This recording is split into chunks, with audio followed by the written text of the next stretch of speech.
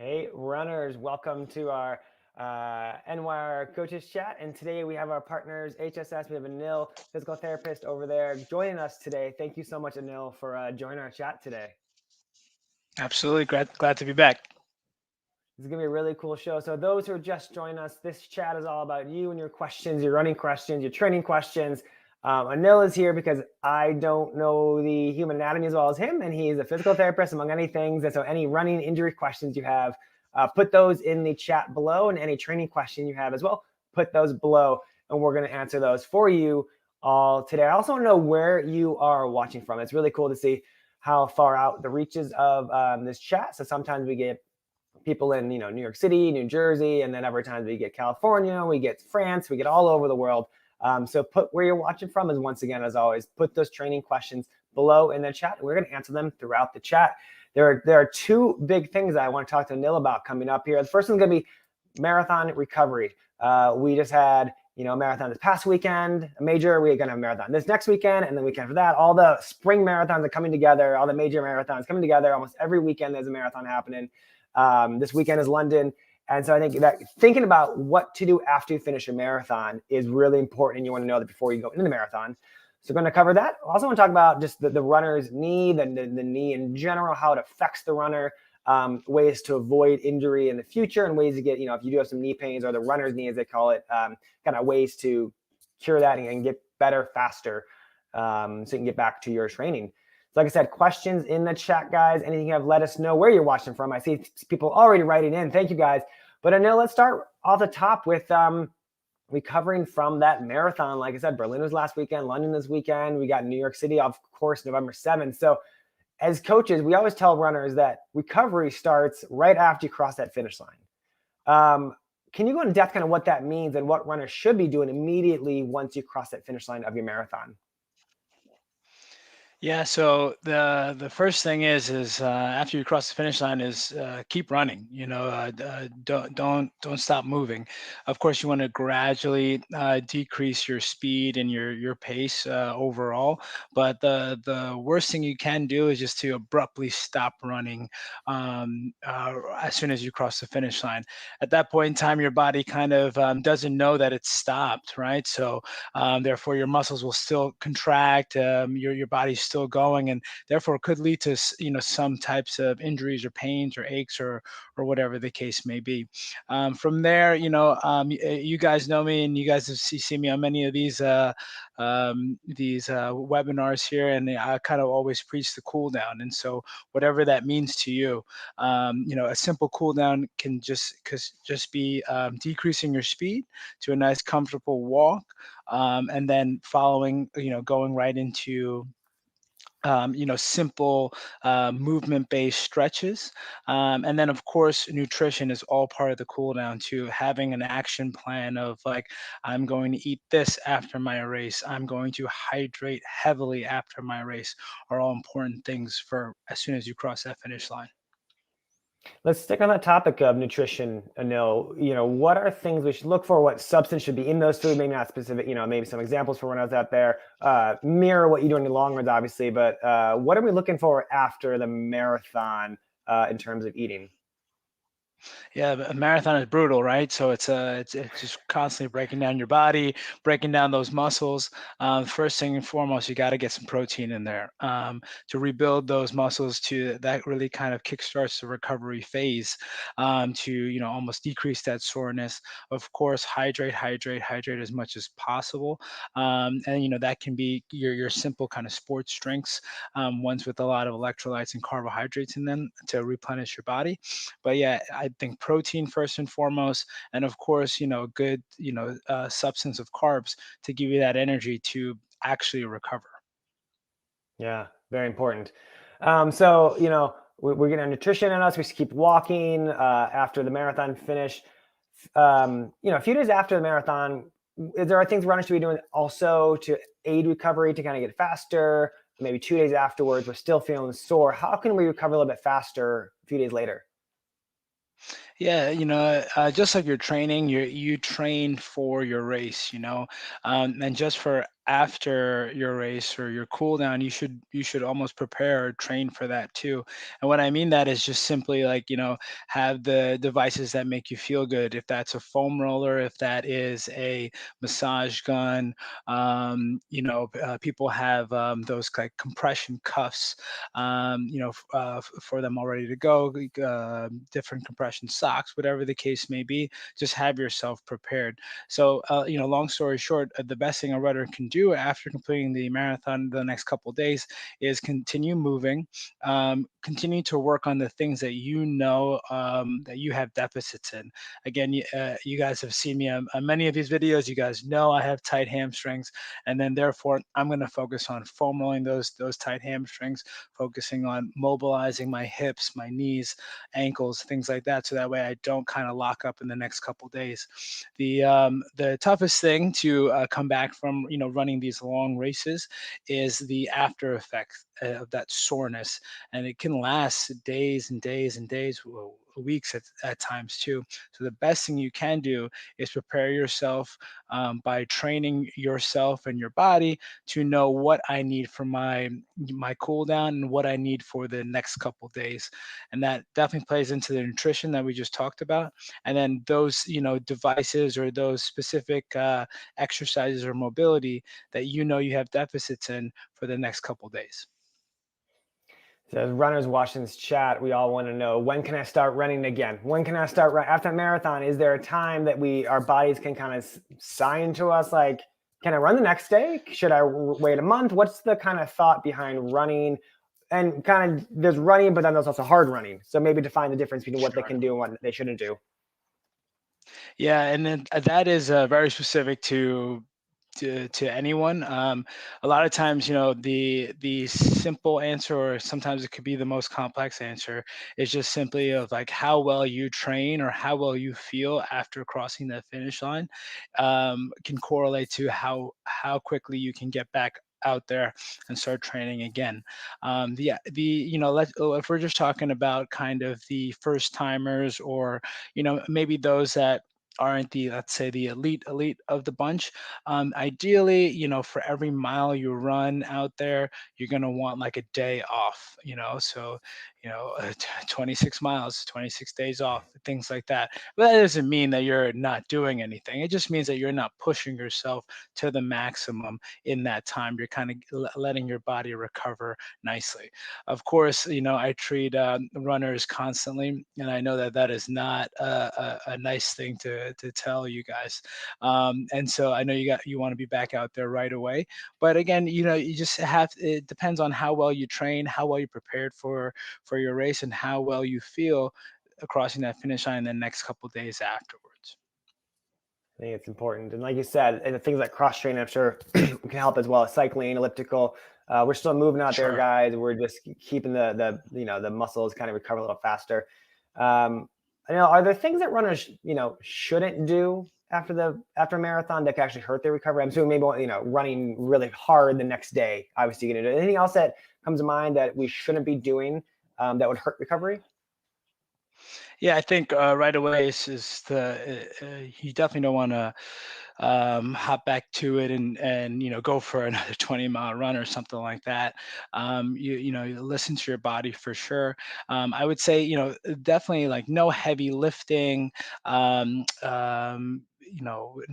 like intense cycling classes, like those types of things. Your body really needs that time to recover. And even if you're cross training in that time, there's really no reason to push yourself too crazily.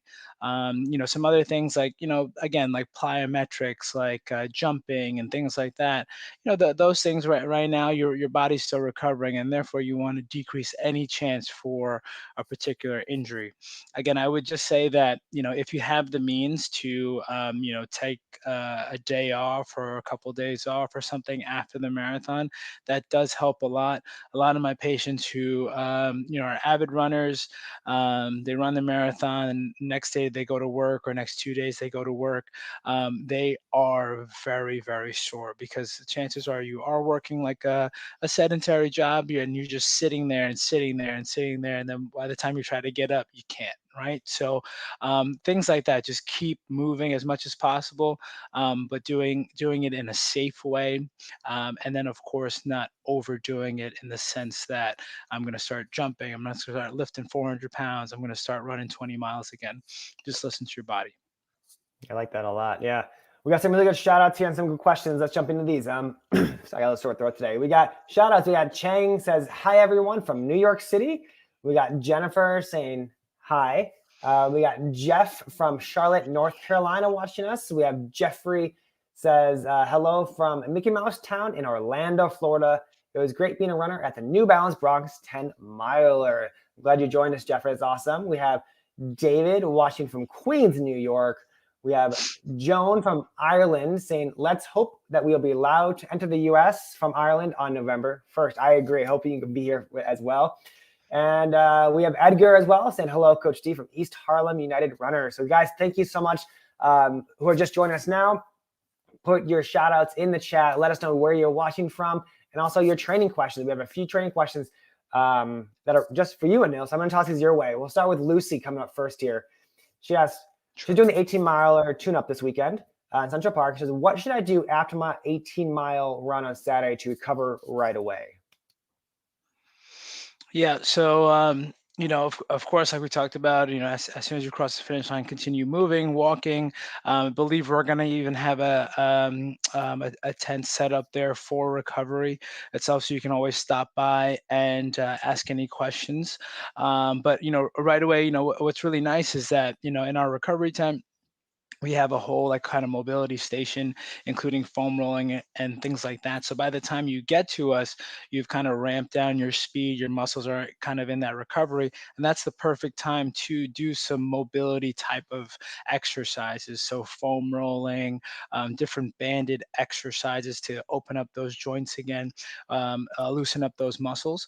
As you can tell, it's really based on ramping down slowly, mobilizing the things that need to be mobilized that are tight. And then once those are achieved, then that's when you go into your static stretches to really kind of loosen up those muscles, so you don't have a chance to build up that lactic energy, that lactic acid that really causes a lot of the soreness that we feel after running. And then, of course, like we just talked about, hydrate as much as possible. It's so important to keep everything lubricated, because that's the reason why, one of the main reasons why you get soreness or get cramping after a big race like that. Keep yourself hydrated, so that way there's enough oxygen coming from the rest of your body to those muscles. I love that. And I want to give it another note to keep walking after that finish line, whether it's the 18-miler or the marathon. I've been at the marathon finish for many years, probably the past 6 years. I see all the runners come in, the pace team out there, and then we see people sit down afterwards. And sometimes they're not injured. They're usually just really tired, and they see a curb, they sit down. And to get them up, they're statues, basically. They're frozen statues, and you can't pull them up. And then when you get them up, they just are still. The cramping up, the body can't move. And so you don't want to keep walking is so key to keep people moving again after they sit down. It's such a struggle for the body to keep going. So I once again recommend 18-miler and marathon. Keep walking afterward is key, and slow that body down gradually. We have a really interesting question from Chang, actually. I've never seen this kind of question before, so hopefully you can shed some light on it. How to stop the runny nose when I breathe in and out? I guess the nose is runny, maybe when out on a jog, when they're breathing, more nasally, I guess. Any thoughts on that kind of question? Very unique question, but I thought maybe we should talk about it a little bit. Yeah, okay, because the way I was reading it is a diagnosis called running nose, and I've never heard of that before. But There's runner's knee and uh, runner's nose, but you know? yes, runner, yes, you gotcha. So a runny nose, yes, while you're running can be quite annoying, and then also can really affect obviously your breathing. The best thing that I've kind of coached runners on, or just any athlete in particular, when this happens, because it's going to happen, is to don't panic, right? And actually, because you don't want to like stop, right? You don't want to lose your momentum, and sometimes even just taking tissues out, wiping your nose and stuff like that can kind of throw you off a little bit. A lot of times, if you just be like, okay, this is not going to bother me, I'm going to just do this one thing. What I found is to focus on some good, solid diaphragmatic breathing can kind of help clear that up a little bit. And what I mean by that is like you take a deep inhale through your nose, okay, which could be a little difficult for the first couple breaths, but then you really focus on a long and controlled exhale through your mouth with pursed lips, or lips like that, where you're really focusing on blowing out all that air, and then you do that for a couple breaths and see how that feels for you. I know most people find good relief from that, but a lot of times the reason you're getting that runny nose is because, again, the oxygen that's flowing throughout your body is kind of working inefficiently some way somehow, and so it's not controlling kind of that mucous membrane, and therefore you just kind of just leaking everywhere. So, and of course the weather has a big play for it too. So try that out, see if it works for you. Otherwise you might just have to go to the traditional sense of like tissue in the pocket, and keep that handy. Yeah, I have had runners I ran with. They would always keep a handkerchief with them because they did have a runny nose. Sure. The weather definitely did made it worse sometimes, but I have seen For that as sure. well. We have a next question, then we'll jump into the next segment. But the next question, I'll kind of I'll take stab at it, and then I want your input as well. It's from Mark. He says, Sure. "I did the Bronx 10-miler last weekend, and my recovery was faster than I expected. I'm planning to run the Central Park 18-mile this weekend. Should I do a practice run this week?"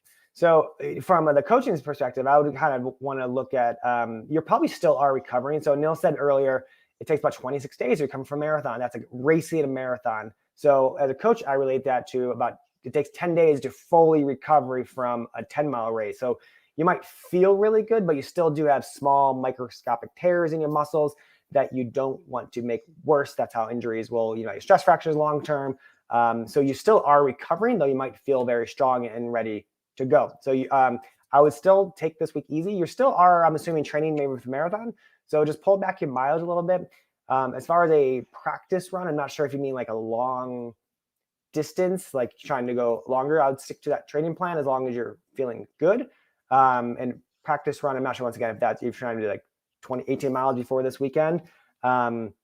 But also think of the 18-miler. If I'm running the marathon, I don't think of the 18-miler as a race. I think of it as a glorified long run. You have aid stations, you have crowds, you have pace teams out there.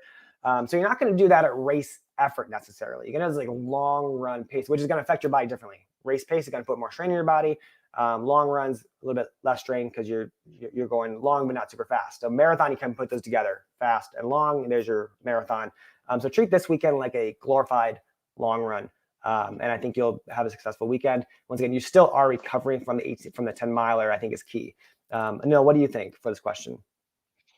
I think that was perfect. I think the best thing to sum it up is just stick to the plan.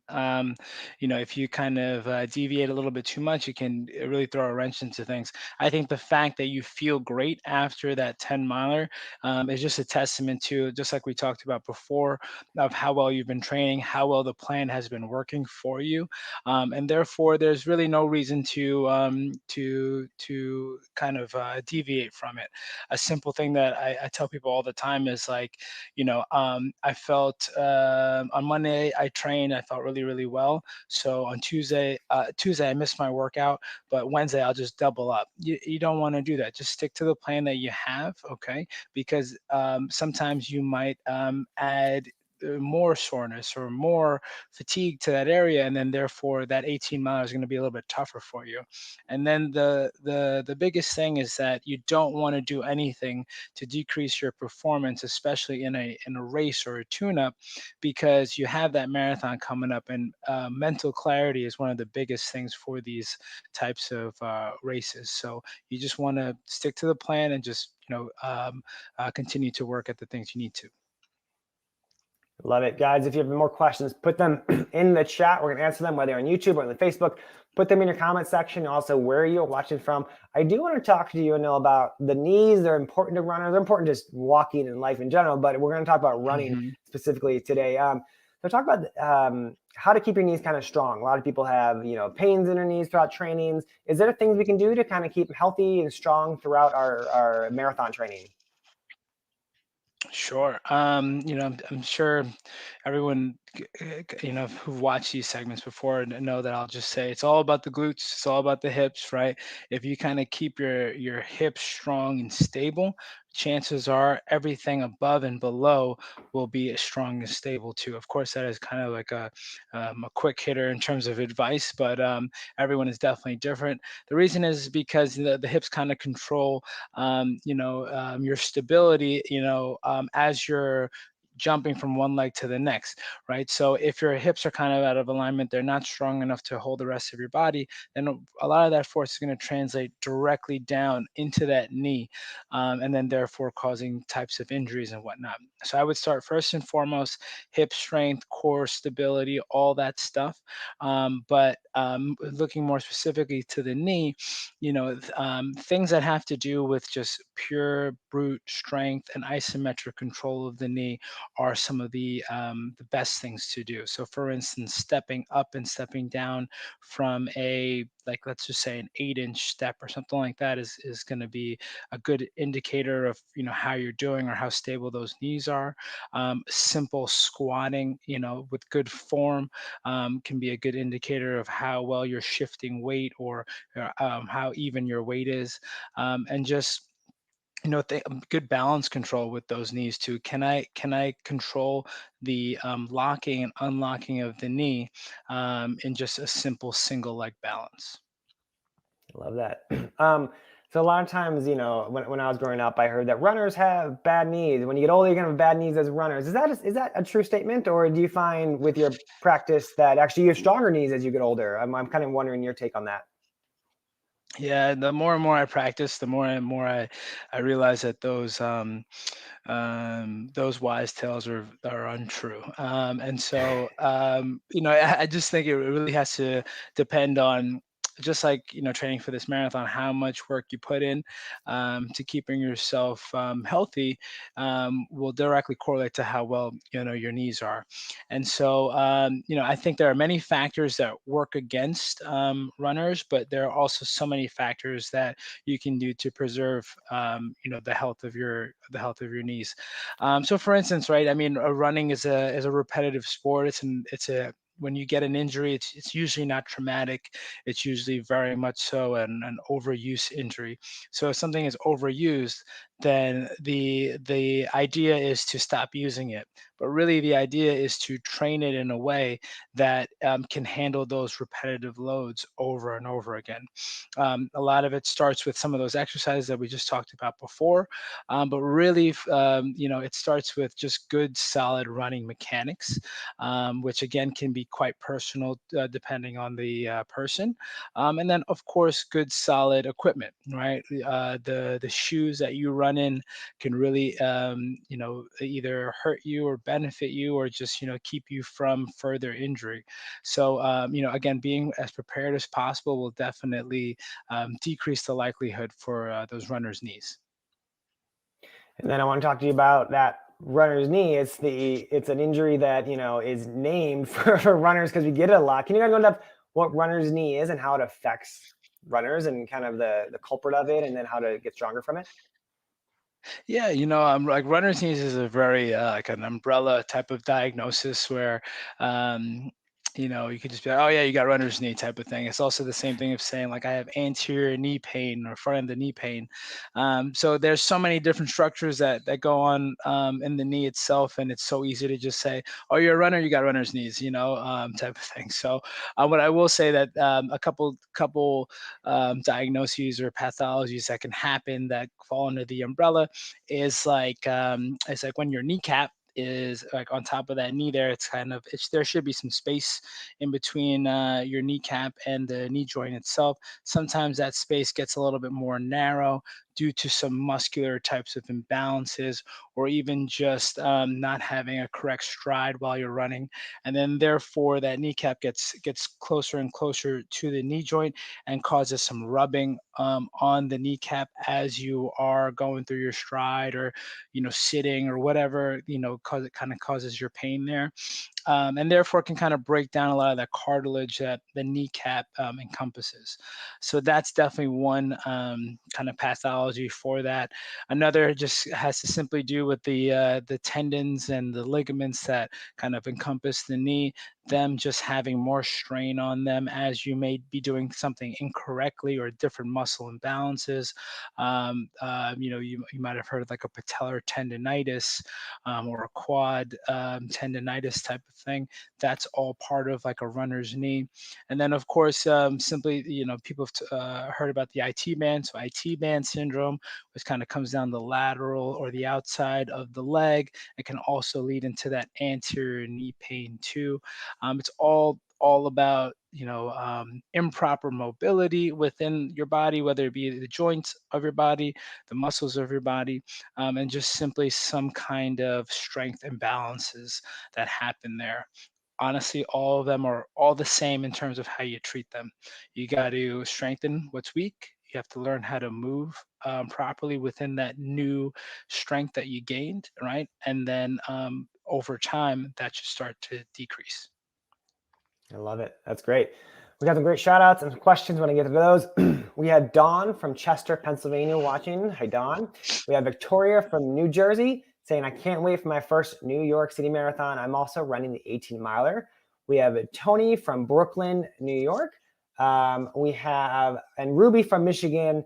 Hi to both of you. So guys, thank you so much for the shout outs. And we have some great questions here. I want to start with Jeffrey. He actually wrote to us on YouTube. So thank you for checking us out on YouTube, Jeffrey. Let's see if I can get this. Any runner, have you ever felt the feeling coming up from the calf area to the knee when ending a race? Because I felt it when I got to the finish line. So kind of that calf to the knee after maybe a hard run or race. What could that be? I know you're not diagnosing it right now, but what are your thoughts on that? Yeah, ideally it has to do with either the flexibility, but probably the strength of the calf itself. Just kind of finishing the end of the race, and your calf is your body is like slowing down, but your calf is still going, still pumping, and then therefore kind of sending it up straight up to the knee, because the way you walk and the way you run are two different kind of mechanics. And so therefore, I know this might sound silly, but it's like sometimes your calf is working still in the running mode. And then when you're slowing down and jogging and walking off of that cool down, it could still be in that intense running mode. And it hasn't really progressed into, oh, I need to now switch over to walking type of thing. That's kind of what it sounds like. It doesn't sound like a serious pathology, like a strain or something like that. But for the most part, yeah, I think it just has to do with, like we just talked about, and what this whole chat is about. It's about proper recovery. And so almost like, of course, you want to finish as quickly as possible, but maybe even starting to realize that, all right, I have a mile left to go. I have to start to maybe, maybe push myself more and more, but maybe I have to start thinking about my cool down, so that way my calf doesn't kind of ignite. That's great. I love it.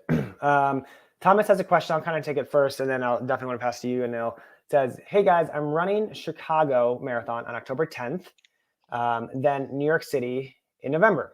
Any suggestions on keeping my fitness for New York City after running a marathon a month earlier? I think this is the question kind of like every year we always get doing Chicago, New York. Sometimes they're 3 weeks, sometimes 4 weeks apart. For this, I would say pick one as a goal race. You're not going to be able to really race both of them all out because, as Anil says, you take a month to kind of recover from it and then train again. Obviously, you don't have time for that. So if you're doing Chicago, New York, pick which one you want as like a goal race. I don't know your training right now. If you're ready, I would say Chicago is an ideal, more of a course friendly race for, it's less hills. Have that be a goal race for you. So you're going to go out, pace yourself for an A effort, and then take the month to recover. So as Anil said, walking, cross training, recovery properly, and have New York be a celebration. Don't wear your watch, enjoy the race, stop if you need to, take photos, have it be a celebration of what you did in Chicago. Though you can also do the opposite way. You can have Chicago be kind of your last long training run. It'll be longer than most people's long training run, but you can run walk that maybe, and then New York be your A effort race. So I would say just pick one as your goal race. Don't try to race all out both of them, because that's going to end you up in hopefully the danger zone, which we don't want you to get into. Anil, what is your thought on racing two big marathons back to back like that? I think that was a perfect answer. I think I think what Steve's talking about there is really the mindset, and like we just said before, it's like it's so easy to psych yourself out and then therefore decrease your performance. So if you kind of go into it knowing already like this race is for this reason and this race is for that reason, I think that will take half the battle out there.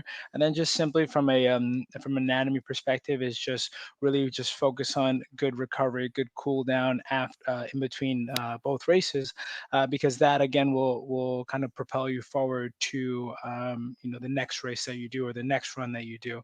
Remember that every time you train, you're not training for that moment.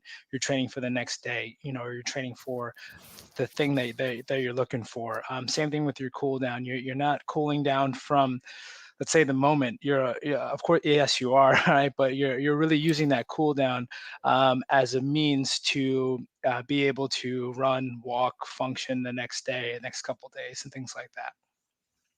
Like that. Miguel's question, we kind of touched on it earlier, but I think it's a common question that I think you just touched on again. It says a couple of questions. How many days should you take off after running a marathon, and how long should you wait to run another marathon after running one? So we kind of spoke before a little bit. It's about a month off from hard efforts after marathon. So that's like no long runs, no speed work, no tempo runs, really bringing your body to that max effort we want to avoid. But you can cross train, you can cycle elliptical, walking, light jogging as time progresses past your marathon, but kind of listen to that body early on, especially walking. I think it's great, and cycling, I think are the two best things I do at the marathon. But no hard efforts, until a month out. So if you do New York City, think about, early December, kind of start getting back into those tempo runs, long runs. And then how long should you wait to another marathon? We had a great question before about doing Chicago and New York. Those are a month apart. There are individuals that do a marathon every weekend, but they also don't race them. They'll run, walk them. They'll, jog them with a friend, a slower group. There's a Maniac Marathon Club. They do marathons every weekend, but then there's the pros do one a year maybe. So they're also going out there to compete instead of completing them. So look at kind of what makes sense for you, and your body best. And if you do marathons often or long distance, you're going to know how your body is going to adjust to that long distance. Some people might adapt quicker than others, and you might be less sore than others, or more sore. So you need more time between them. I personally can only do about one a year for myself, but some people can do 5. So it's really going to depend on your body by how long you should wait. But I recommend, spring. Most people do a spring fall kind of marathons. That's what kind of gives you enough time to rest and recover in between the races. Anil, what are your thoughts on in between races? Completely agree. No other thoughts. That was perfect. All right. We have a question from Michaela. Piriformis flaring during taper for a marathon, I guess this Sunday. Should I run at all until the race? My first follow-up question would be like, if it bothers you while running, you're not going to want to push through that, because that's something that can, if it's inflamed, it can stay inflamed, or it can just kind of inflame during a specific activity. If it's something that kind of gets aggravated after your runs, It's tough from a clinician standpoint. I would say that you want to really taper down and do less, or maybe just be more intense in a less of a taper. But from a athlete standpoint, I would push through it, right? Just because you have a goal, the goal's coming up, marathon's coming up, and you kind of have to get through it. But again, that doesn't mean that if it hurts while running, that you should continue running, and that's not the case, because again, those things, piriformis, is right by your sciatic nerve. And then therefore, a lot of times that big nerve, once it gets really inflamed, it can lead up into your back, it can lead down into your legs. It really depends on the severity that you have currently. So I would suggest constant mobility of that piriformis is going to be super important. Constant mobility of your hips is going to be very important. And what that means is, you can take a foam roller, you can take a lacrosse ball, whatever you want to do, kind of sit on it, on where that piriformis is, roll around a bit. I would suggest, you start off on the lighter side, really putting more weight through your hands and the other leg, and then really working into that piriformis itself. It's something that, is really tough to recover from, because we're constantly using the piriformis just in general movements, but of course, we're also sitting on it too. Sometimes the way you sit can really put more pressure on one side than the other. So again, kind of really handle that, or try to decrease those symptoms as much as possible, and hopefully it's not bothering you while you're running itself. Good question, though. Tanya asks, thanks for all the information. Bad knees are such a frustration. What kind of props are the best? I have a knee sleeve and a band underneath. Are there others? Yeah, bad knees are terrible. You're absolutely right. And a lot, a lot of times, and just to kind of, sometimes this is comforting for patients as well, is to know that a lot of times there's a genetic component with these bad knees, or just bad joints in particular. So, basically, giving you guys an out and saying that you can blame it on your parents, but at the end of the day, props definitely can help you get through those runs. Really, you have to kind of work what's best for you. But I know I like it really depends on the what's bad in your knees. If it's the tendon, like the patellar tendon, like we are talking about, the little strap that goes right on that tendon can really disperse some force. If it's a form of like arthritis in the knees, sometimes the compression of the sleeves really work best. If it's a instability of the knees, in the sense like some people are running without ACLs, or an injured LCL or MCL, a lot of times the support on the outside of the knee, that you may have seen runners use, is quite beneficial. So it really is what makes you feel better out there, and also the pathology that you have. As far as any other props are concerned, taping methods are great. They're probably the least restrictive out of everything. So I would say always start with the least restrictive. So try a taping. If that doesn't work for you, then move to something more rigid, like those braces and bands. Your answer right there kind of are leading us into our next question. Tanya asks, what are the colored tapes we are seeing on some runners? I'm assuming maybe the KT tape we're referring to, the bright colors, maybe Olympic athletes, we see them a lot of times, and also everyday runners. So kind of explain what that is, how it helps runners. And yeah. Yeah, there's many different brands out there. For the wide majority, those color tapes are, could be for a plethora of different reasons. What's nice about those tapes is that, depending on the way you pull the tension, the way that you apply the tape, whether it be from top to bottom or bottom from top, or how much tension you put, can be for specific reasons. So they're very versatile, which is great.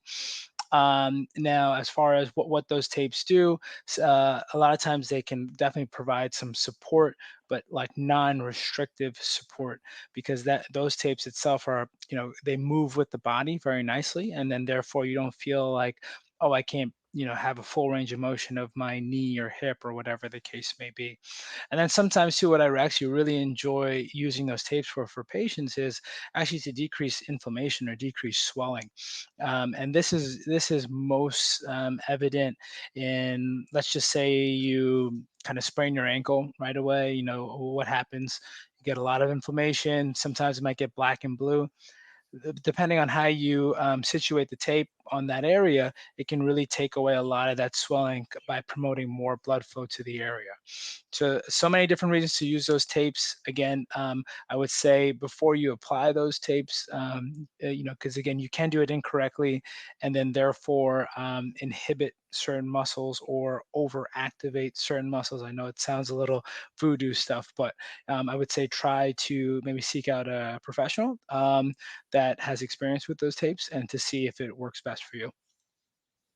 So I think you kind of answered this next question, which goes along the tape question a little bit, but let's call it out. Scott asks, fortunately, my knees are pain-free, but with marathon distance, should I apply a tape to be preemptive? Yeah, that's a good question. I'd say, just like the training question, like if it's not broke, you don't want to fix it type of thing. Because again, those tapes can, even though you're feeling good and like I'm just gonna put something on to protect myself, but by just putting something on your body will pick up on it and may start to deviate from its normal processes. And so, or you may feel like, oh, there's something on my knee, so I'm protected, and maybe I can, instinctively you're like, oh, maybe I can do this or that or whatever the case may be, and therefore your body will move differently. So I think, long story short with that is, try not to do anything new, especially on race day. But, if you want to, you can, have it in your pocket, or, maybe keep a piece of tape with you or something like that, just in case something does arise, you can definitely like apply it for more support. And at the race, for at least for New York City Marathon, we will have aid stations along the course that they'll have some various tapes so they can also help you out apply it. Yep. As Anil said, you might want to have a professional kind of apply it so it's put on properly. They'll also probably have, I'm assuming they'll have tape there at the stations. It looks like our last question, but once again, if you have any questions, put them in the chat. We're going to grab them. But as right now is the last question coming in from YouTube. David says, thinking of running the dash to the finish line and the marathon. How can runners go to the start of the New York City Marathon healthy after running a 5K the day before? So we get a lot of runners that do both. Think of the dash as just your last shakeout run. So a lot of runners do shakeout runs beforehand. It could be a day or two beforehand. It is the most casual-ish run you've ever done in your life. You not look at your watch, or you are, but you're adding like 5 minutes to your normal time. It is a level 3 out of 10. It is so slow that, you're like, why am I going so slow? You're not putting any effort into it. So if you do something like that, you can definitely do the dash and then the marathon. If you're someone that is very competitive, though, with yourself and others, and you feel like you might not be able to slow down just because the energy, you're excited, you're also very tapered for a marathon. So of course you can do really well in a 5K. I would not recommend necessarily do the 5K. Focus on what your goal race is for that weekend, which is the marathon. But if you can find a friend to run with for the dash, a slower person that you can motivate throughout the race, it might be a good race for you. We have actually one last question came in. Miguel says, I started with a very weird pain in the bone behind my foot by the heel pad, and it seems to not go away. What should I do? Okay. So I would say first and foremost, you should probably get it checked out. But just because with all, it's a very sensitive area, and of course that area is constantly rubbing on the shoe too. Definitely get it checked out. You may need like an insert, an orthotic, something like along the lines to kind of decrease pressure to that area. Potentially again, not diagnosing anything, but potentially you might start to develop a little bit of a heel spur, okay, and which is not easy to deal with, as you know right now. But again, another reason why these things are so important to understand is because that's where your Achilles attaches to, or in your calf as well, and you're constantly using that while you're running. So again, you don't want to be at an advantageous position, during the race. So I think you should definitely get it checked out. We got another great question from Jess. I'm recovering from spine surgery, and my PT just cleared me to start running 1 mile on flat ground this week. Do you think it's realistic to try and run the 5K dash to the finish line? Great question, Jess. So I think that the 1 miler test on flat land is a good indication of how you're doing.